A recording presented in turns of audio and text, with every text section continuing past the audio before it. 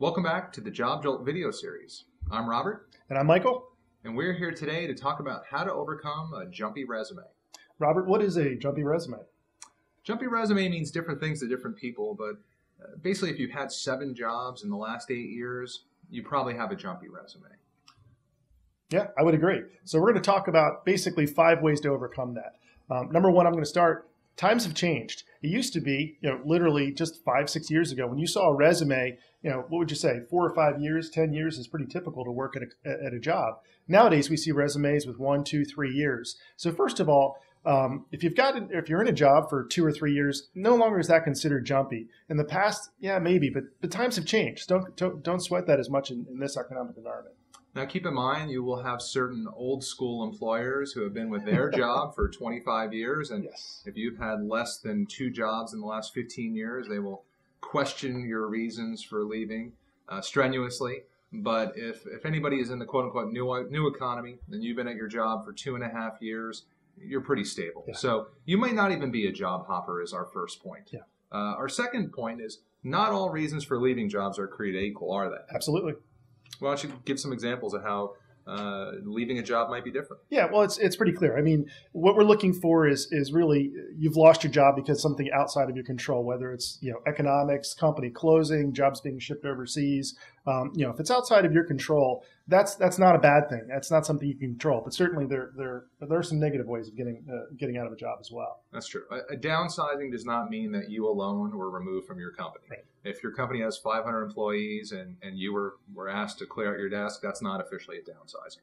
But realistically, if your company closed a division or didn't get that venture capital funding that it needed to expand its operations, then you have a legitimate reason to put on your resume. And you might want to put that on your resume when you're applying. Company didn't receive VC funding, reason for leaving.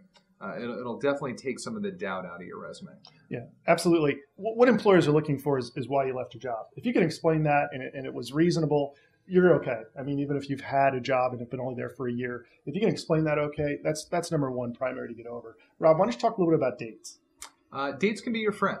Let's say that you started a job in February 2010 and left in September 2011. You were there almost 2 years. You would want to put on your resume a start date of 2010 through 9/2011, Right. emphasizing that you were there for the better portion of 2 years. And conversely, if you were at a job that started in November of 2010 and you had to leave for personal reasons in February 2011, you wouldn't necessarily want to put you were there 4 months. Right. So just put 2010 and 2011, and you can explain it when you get in for a face-to-face interview. What would you do if you were only in a job for 2 months? Would you put that on your resume? I probably would not. would Is there agree. any instance where you could think of where someone would benefit from having that on their resume? No, and I probably would lean to not doing it as well. You can mention it in a cover letter or make it clear when you interview with someone, but it's not necessary. It's not going to illuminate you in any better light. You can explain it through talking to someone about it. That's true. Another thing you want to do on your resume is to emphasize your successes. Maybe you're at a job for a year and a half, but during that time you were salesperson of the month 9 times. It would be important, Michael, wouldn't it, to put that down? Yeah, critical. So just keep in mind, just because you were at a job for a relatively short period of time doesn't mean you don't have value to a future employer. If you had the chance to work with certain softwares or programming languages during your 6 months on a contract, that might be all it takes to get you in the door if that's a programming language that's in high demand and low supply. Number 5, last thing we're going to talk about is references. Make sure you have good references, especially if you were in a job and you lost your job, but you have a good relationship with your boss or your manager. List him as a reference. Reach out and make sure he's okay with that. Because if you can validate why you left a role and have someone who you work with at that company vouch for you, that's probably one of the most important things you can have. And I would definitely include those with your resume. If you're forwarding it on to a hiring manager, attach it over. Let them see them. So make sure you've got your references in order because it really can help you as far as getting through the gatekeeper to an interview. Well, one last question. If you were a person who had a somewhat jumpy resume, would you go with a functional resume as opposed to the traditional chronological resume and try and bury your experience on the bottom of page 2?